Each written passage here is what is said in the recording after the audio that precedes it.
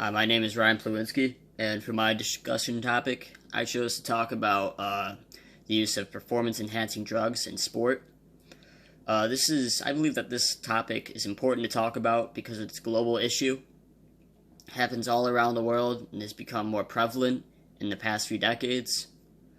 I think it's also important because it affects multiple parties. It not only affects the athlete that was taking the drugs, it affects TV networks, it affects the organizations that pay the athlete, and it also affects the fans as well. It costs many organizations millions of dollars, and just some examples are like sponsorship loss, dips in TV ratings, and also ticket sales, because many fans, in my opinion, do not want to go watch a sport that they feel has been tainted by the use of PEDs. I believe a possible solution for this issue would be more frequent testing, because in that case, hopefully, they'd be able to catch the problem earlier and maybe stop some players, and maybe even some therapy would be able to help get players' minds in the right place if they're not performing too well on the field. I found that one interesting fact on this in a study that I found was that fans that were older were were much more opposed and had a much more negative reaction to athletes that use performance-enhancing drugs, and further were less likely to come back and watch the sport, while younger fans were much easier swayed to come back and watch the sport even after a player was found guilty of using performance-enhancing drugs. This issue is not only in the rest of the world, though. We also have it here in the U.S., and it's very prevalent. Just this year, over 20 players in the NFL have already been suspended for the use of performance-enhancing drugs, and that's just one of our major sports. We also have the NBA, NHL, and many other leagues. So I feel like it's just as big here as it is in Europe.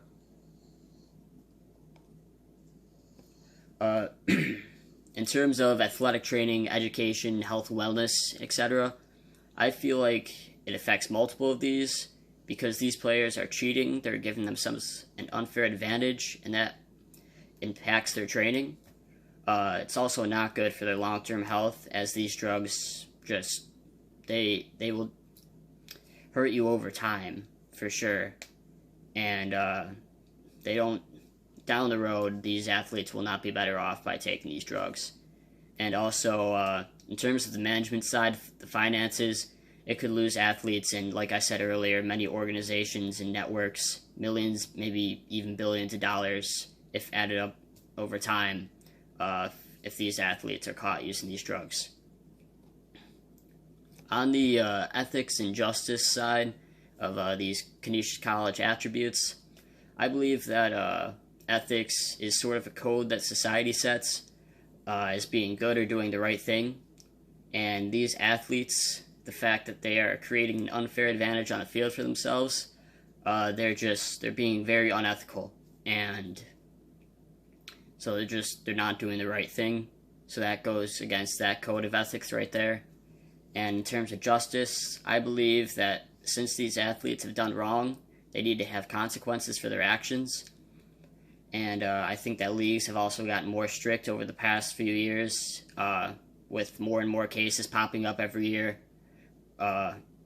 So I believe that by giving them the correct consequences, we can have justice, and that really corresponds with what Canisius College is all about.